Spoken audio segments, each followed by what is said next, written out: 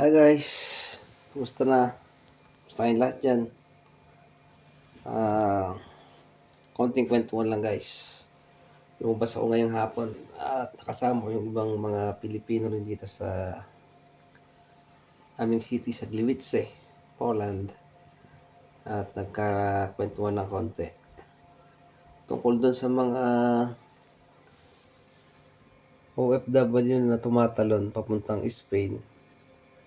Ang balita ay medyo mahirap daw ngayon. Ngayong season yung paghanap ng trabaho doon. Kasi kadalasan daw ngayon, vacation yung iba. Yung iba, hindi pa nagbubukas ng mga restaurant, yan. Yun ang balita lang.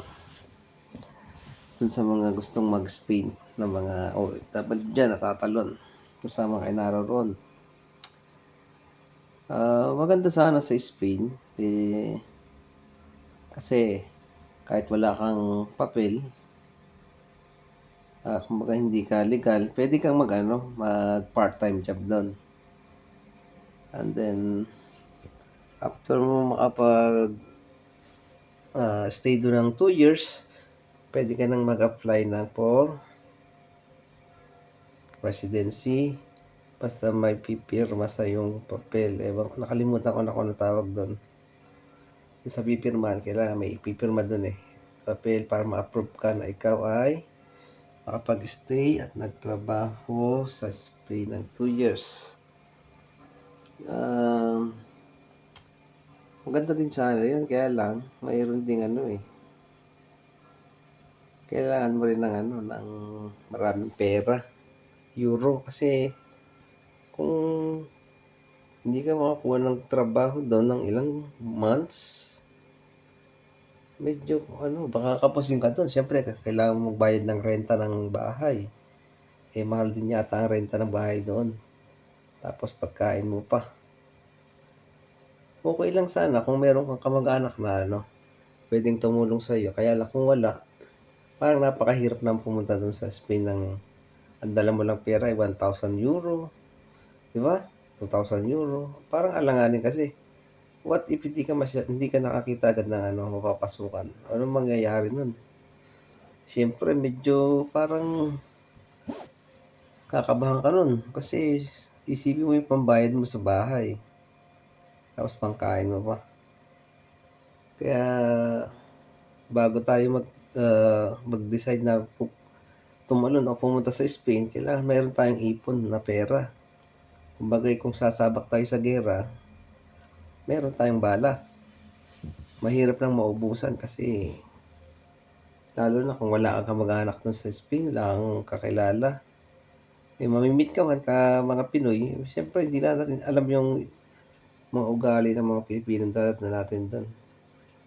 Swerte mo na lang kung may makikilala kang mabait doon. O kaya kababayan mo, taga-lugar nyo. Di ba? Pumasok na rin sa isip ko yan yung papunta sa Spain. Kaya lang, niisip ko, pupunta ako doon, baka mawalan ako ng budget kasi wala akong pera. Wala akong hawak na pera. Ang hirap mag-decide kung kung maganda nga bang piliin yung pagtalon sa Spain. Maybe someday, pagka medyo nakaipon, baka pag-isipan ko ulit. Pero sa ngayon, wala pa akong balak. Wala pa kasi akong pera.